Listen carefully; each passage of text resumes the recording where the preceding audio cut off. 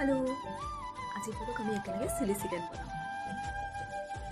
প্ৰথমে চিকেনখিনি মেৰিনেট কৰি ৰাখিবৰ বাবে চিকেনখিনিৰ লগত নিমখ, এটা ডিম, কৰ্ণফ্ল'ৰ পাউডাৰ, আদা নহৰু পেষ্ট, জালুকৰ গুড়ি, ৰেড চিলি পাউডাৰ আৰু অলপ চয়া চচ, হালধি অলপমান, হালধিটো নিদিলেও কোনো কথা নাই, সকলো ধুনীয়াকৈ মিক্স কৰি 1 আৱাৰ বাবে ফ্ৰিজত ৰাখিলোঁ।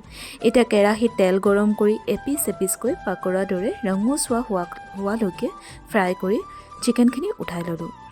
এতিয়া একেখিনি তেলতে মিহিকৈ কাটি লোৱা পিঁয়াজ আৰু কেপচিকাম দি অলপ নহৰু পেষ্ট আৰু লগত দিছোঁ ভিনেগাৰ, চয়া চচ আৰু টমেটো চচ। সকলোখিনি হাই ফ্লেমত ফ্ৰাই কৰি চিকেনখিনি দি দিলোঁ।